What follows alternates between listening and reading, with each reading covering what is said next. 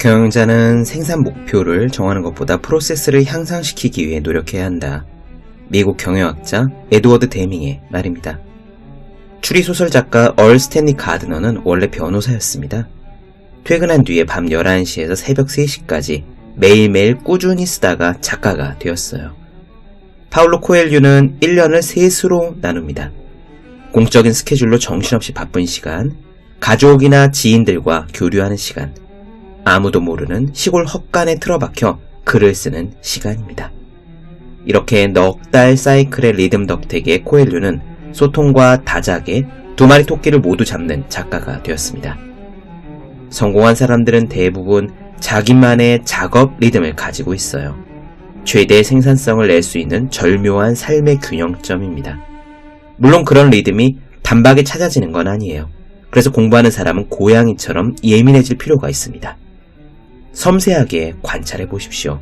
여러분은 아침에 공부가 잘 되는지, 저녁 운동이 맞는지, 식사는 어느 정도가 적절한지 관찰하고 수정해서 여러분의 리듬을 찾아내야 합니다. 프로세스가 향상되면 생산성이 높아집니다. 그러면 결과는 저절로 따라오죠.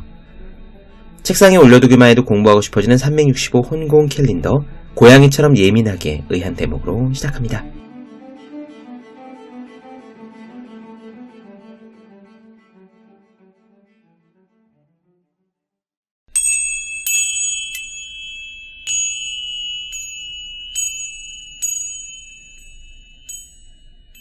네, 안녕하세요. 본격 공부작업 팟캐스트 서울대는 어떻게 공부하는가, 한지우입니다. 우린 지금 알랭드 보통의 여행의 기술 살펴보고 있습니다. 오늘은 풍경에서 느끼는 감정, 그 가운데서도 숭고함에 대한 이야기를 나눠드리고자 합니다.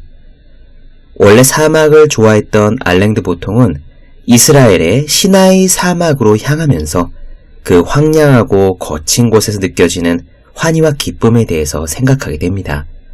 거대한 사막, 넓은 초원, 끝간데 없이 높은 절벽과 폭포. 우리는 그런 풍경 앞에 서면 압도당하는 느낌과 동시에 소름이 돋곤 하죠. 성스러운 감정을 경험합니다. 그런 감정을 가리켜 사람들은 숭고함이라고 표현을 했어요. 왜 거대한 풍경 앞에서 사람은 기쁨을 느낄까요? 알랭드 보통은 이렇게 추측해봅니다. 너무나 거대한 풍경 앞에 서면 인간은 자신이 먼지처럼 작은 존재라는 사실을 즉각 체험하죠. 우리란 존재가 이렇게 하찮은 것이었구나 하고요. 그러면 그와 동시에 우리가 가졌던 자잘한 고민들이나 문제들도 깨끗이 씻겨져 나갑니다. 그 순간 짐을 벗어버린 느낌, 인간을 압도하는 우주와 마주한 듯한 경외감이 오고요. 그것이 곧 기쁨이 됩니다. 저는 오늘 나누어드릴 이 챕터의 글을 읽으면서 너다니엘 호손의 큰 바위 얼굴을 떠올렸어요.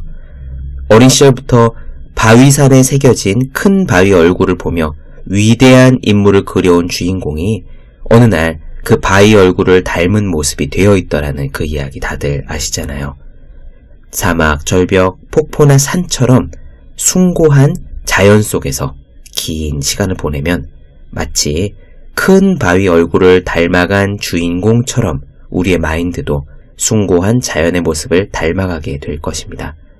점점 더 마음의 품이 넓은 사람, 자잘한 욕심과 번뇌가 사라진 큰 사람이 될 수 있을 겁니다. 오늘의 이야기 직접 들어보시는 편이 좋겠습니다. 더 설명 안 드리고 바로 시작하겠습니다.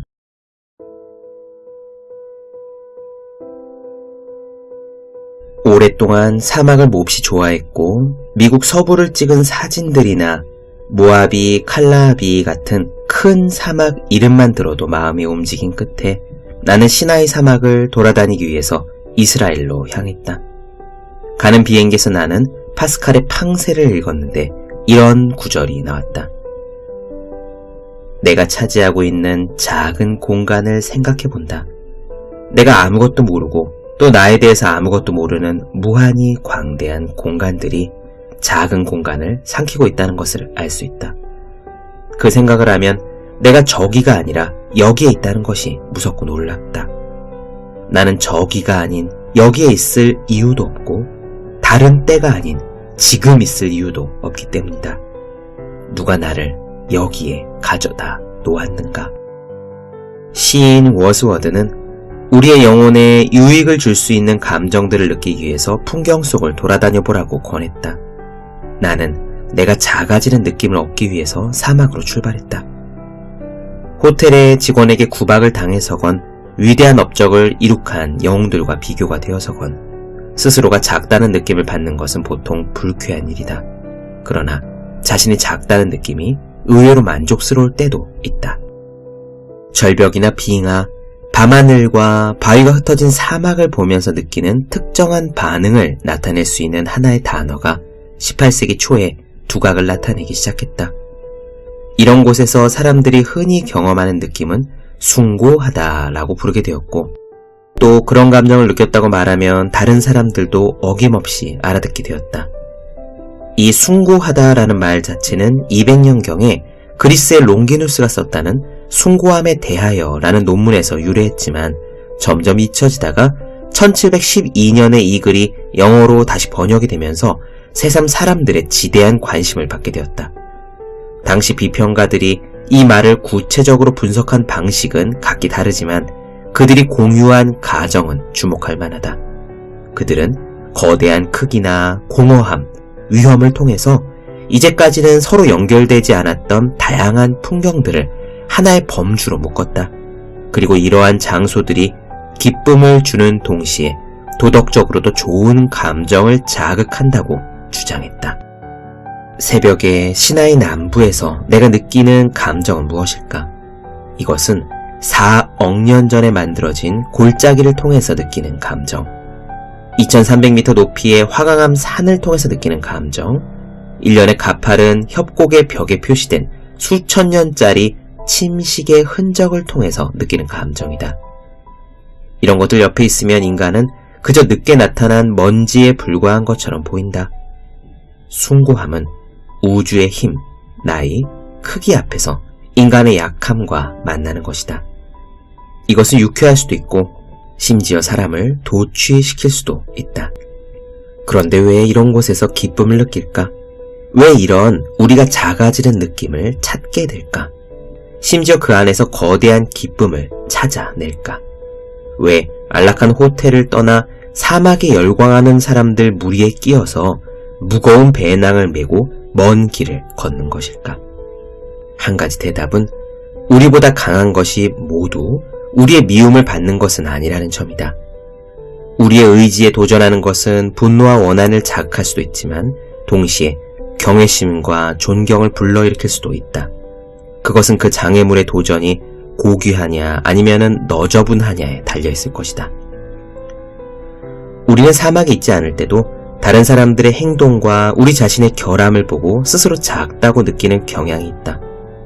굴욕감이란 인간 세계에서는 항상 마주칠 수 있는 위험이다.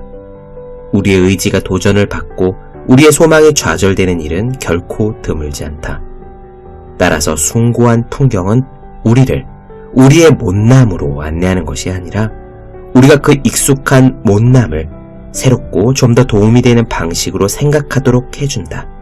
이것이야말로 숭고한 풍경이 가지는 매력의 핵심이다. 숭고한 장소는 우리의 일상생활이 우리에게 가혹하게 가르치는 교훈들을 아주 웅장한 용어로 되풀이한다. 이런 것들이다.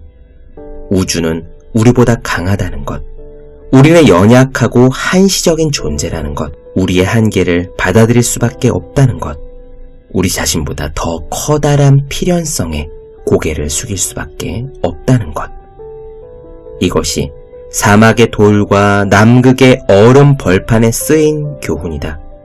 이 교훈은 아주 웅장하게 쓰여있기 때문에 우리는 그런 장소에서 우리를 초월한 것에 짓눌리는 것이 아니라 그것으로부터 영감을 받고 그러한 커다란 필연성에 복종하는 특권을 누리고 돌아올 수도 있다.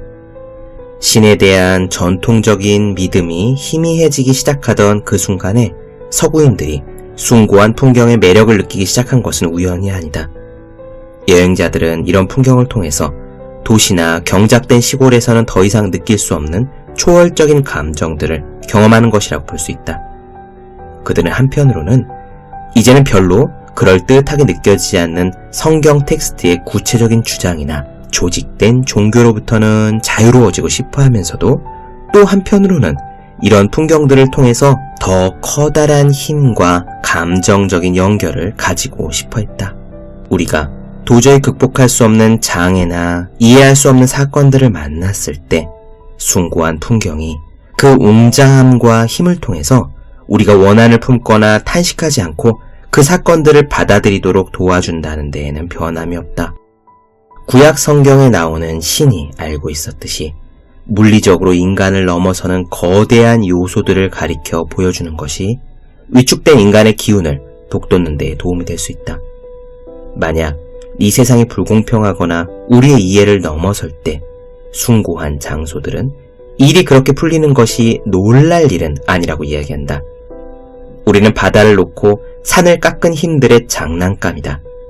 숭고한 장소들은 부드럽게 우리를 다독여서 한계를 인정하게 한다. 보통의 경우라면 한계에 부딪힐 때 불안이나 분노를 느끼겠지만 우리에게 도전하는 것은 자연만이 아니다. 인간의 삶도 똑같이 압도적일 수 있다. 그러나 가장 훌륭한 태도로 가장 예의를 갖추어 우리를 넘어서는 것들이 존재한다는 사실을 일깨워주는 것은 아마 자연의 광대한 공간일 것이다. 그런 공간에서 시간을 보낸다면 우리의 삶을 힘겹게 만드는 사건들, 필연적으로 우리를 먼지로 돌려보내고야 말 그 크고 헤아릴 수 없는 사건들을 우리는 좀 더 담담하게 받아들이는 데에 도움을 얻을 수도 있을 것이다.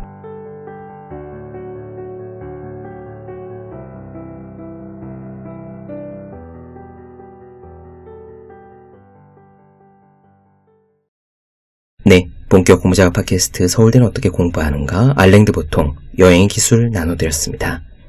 더 많은 이야기가 궁금하신 분들, 질문사항 있으신 분들은 제 유튜브 채널 서울대는 어떻게 공부하는가, 또 네이버 블로그 허생의 즐거운 편지, 다음 카카오 브런치, 한주의 브런치, 인스타그램 해시태그 서울대는 어떻게 공부하는가 검색해주시면 좋겠습니다. 또 공부하는 모든 사람들의 필수품, 왜 이런 책이 지금까지 없었을까, 학생, 수험생, 취준생, 직장인 등 공부하는 모든 분들께서 어떻게 공부하면 효율적으로 할 수 있는지 설명한 혼자 하는 공부의 정석, 그리고 책상에 올려두기만 해도 공부하고 싶어지는 1일 1자극 캘린더, 365 홍콩 캘린더를 아직 읽지 않으셨다면 꼭 읽어보셨으면 합니다. 분명 도움이 되실 거예요. 오늘 여기까지 하겠습니다. 전 다음 시간에 뵐게요. 여러분 모두 열심히 공부하십시오. 저도 열심히 하겠습니다.